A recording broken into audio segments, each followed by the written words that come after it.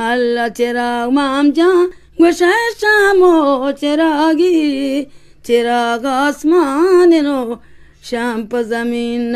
अल्लाह चिराग माम जहाँ निराव जन्नत सैला वती उम्मती गुने सरजमिया. باز باز منتوار سلامت باته سکوش شما آواز پروانی نه یک جایی که جواب بدم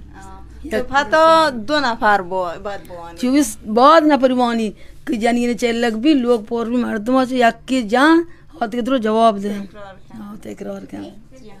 بانو با طرف ما گندو کن پایگاه اطلاع رسانی معیارجل یا پجاویار بکن تا منتوار شمسی بیروزم شهران جتا مراسمان جتا دولتی بلوچی. بانو شمسی تر چین چه چوکی هستی؟ من 2 سام کتا یکی من سای چوک بیتم یکی 2 رندیگا 2. شما مردین اجازه داد شما شعر یعنی خوانندگی بکن تا برای مراسم ما اجازه داد؟ مردین اجازه نداد بل من جتا من وقتا شوق بیتم مردین هم اجازه نداد که من شعر بجنم معتادی بیتم بل اجازه نداد شعر واسطه من معتا من مردا. دومی تی مردین به قول معروف یا خواننده بوده و آیا هم شما را حمایت تایشی یا ما را گشتر بگشتم؟ رندیگا من وقتی امرا بیتا من آور بیتیم شهر سے مراسم جتا دار چون دم آور بیتیم دانکه تازه باری چون سالی پاوت کتا دیگه من شهر باند کتا ما آور بیتیم هر جا شدیم جتا مراسم بلوچیان. یه صدا بیا لالایی پا ما رو بوان لالایی بوان وانت نکنه بلای ترچی مجبورم لالایی بوان تیگارم سلامت باته. لیلو با تو گو کی نیم کو سبزی مرد تشاگی گوانزگا میدی با لیلو با تو شاگی گوانزگتی واب جائیں تشاگی گوانزگتی واب جائیں لیلو با تو میدی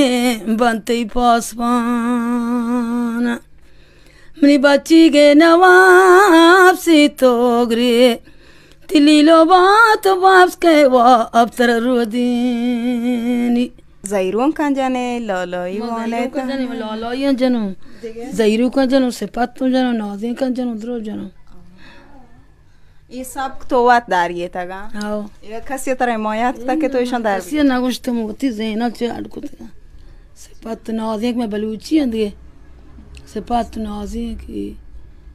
جنین چلک بھی آپ شفا میں سپات جنی میں وتی بلوچی ہیں بلوچ بانو که خواننده و کم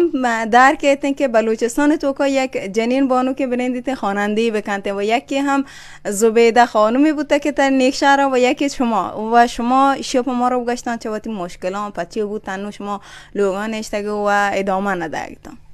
بجنی دا کتکنی بجنی پدا بله پهلا من باند کتا که من وقتا مشکل مریضیه من مریضم دیگه من